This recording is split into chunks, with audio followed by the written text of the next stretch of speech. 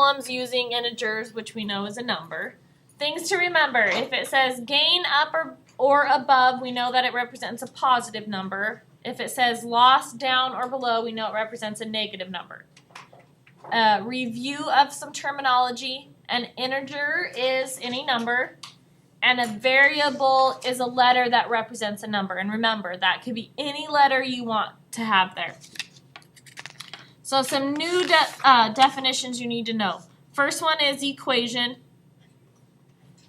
And it is a sentence, a mathematical sentence, that says two expressions are equal. An example of that is 5 plus 13 equals 18.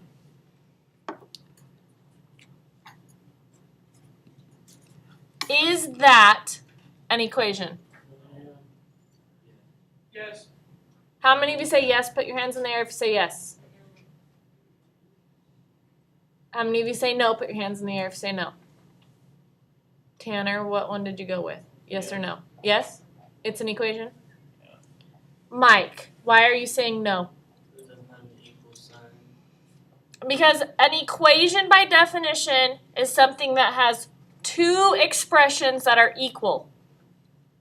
So how would we change this to make it an equation, Mike? Equal sign and then 14. Okay, we could solve it and write 14, or we could list this as x, right? Without this in there, it is not an equation. So remember that when I get to the next one and I ask you to write the equation. All right? An open sentence is an equation where there's a variable, like 5 plus a equals 18. That is an equation, but we call it an open sentence because we don't know what one of the integers is. So, we're going to write equations. First one. A football team gained 3 yards, lost 5 yards, and gained 12 yards. What was the net result? Who can tell me the equation? Ryan. 3 minus 5 plus 12. 10.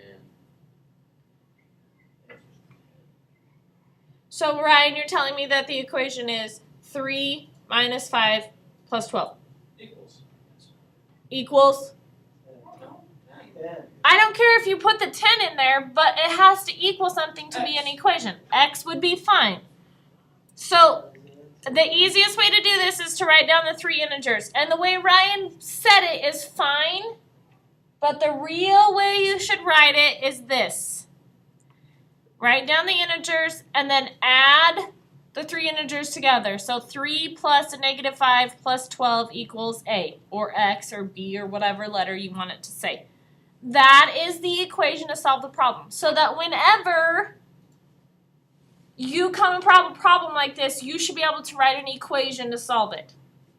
Obviously, we should have been able to do the math in our head, because those are simple numbers, simple adding and subtracting. But if the numbers started getting larger, or we started having 15 to 20 numbers instead of 3, same equation. We're taking all our integers and adding them all together. Does that make sense?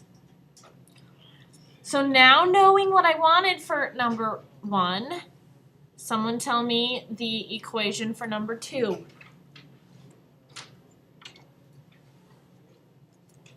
No one? Okay. Mike. 4,000 minus 1,000 equals X. 4,000 minus 1,000 equals X. You could put 4,000 plus negative 1,000. Perfect. That's what we'd rather see. The 4,000 plus a negative 1,000 equals X, or A. That's the equation to solve that problem.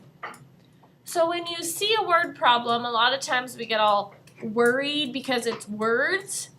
Easiest way to do it is to write down the integers, write down the numbers, and then do an equation to figure it out, and then solve it. Okay? How many of you say, yes, Mrs. Miller, I can solve that. 3 plus negative 5 plus 12 equals 8. I can tell you what 8 is equal to. Everybody's hand should go up because I think you all can. Yeah? Okay. So then what happens when we start using open sentences where our variable is not on one side or the other of the equation? This is the 3 steps, and if you do these 3 steps every time, you will get the answer. And this is for when it's adding and subtracting variables, not any multiplying or dividing. We'll get to multiplying and dividing tomorrow. Okay? So, first thing to remember when you're trying to solve open sentences and find out what the variable is, remember to always put the variable on one side of the equation by itself. That is your ultimate goal, is to get that variable, that letter, on one side of the equal sign all by itself.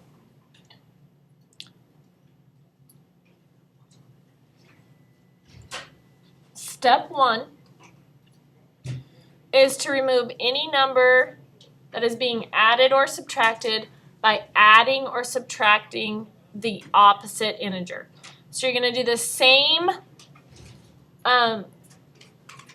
the same mathematical step, either add or subtract, but you're just going to do it to the opposite. Does that make sense? So you have 5 plus a equals 18. What is the opposite of 5, Brendan? Negative 5. And we add, because we're adding, negative 5 to 5. And if we add opposites, we always come up with 0.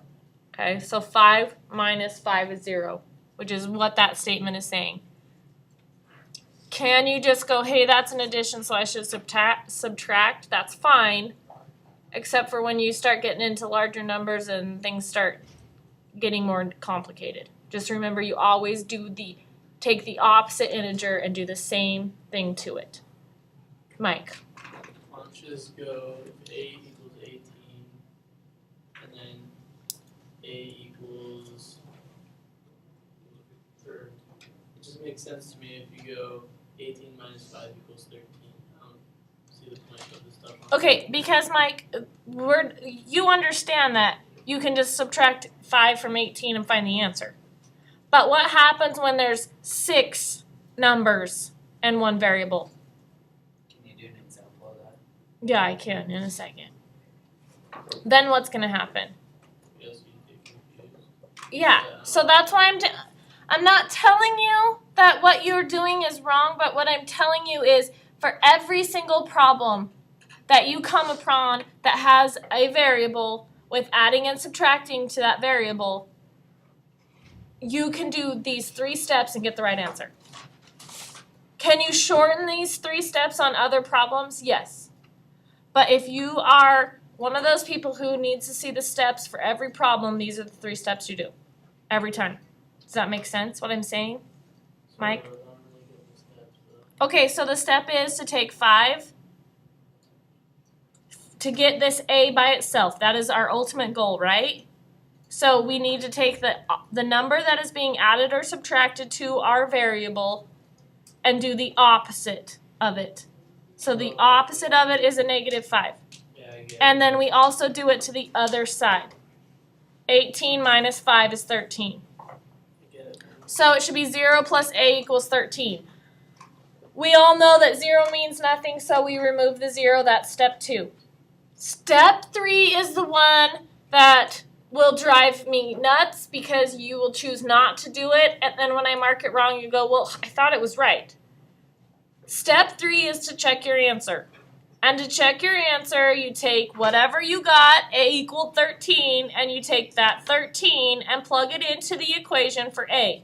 So your equation will now look like 5 plus 13 equals 18. Ask yourself, is that true? If it's true, then you got the answer right. If it's not true, then you need to redo your work.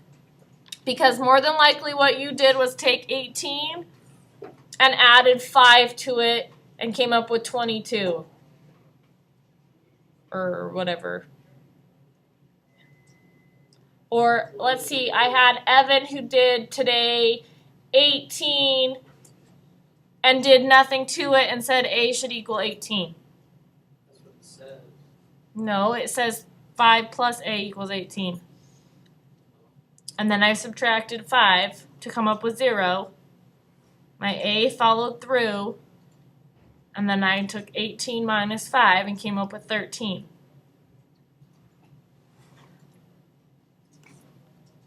Does that make sense? You're confusing me. I already knew how to do it. So you need to follow all 3 steps to get your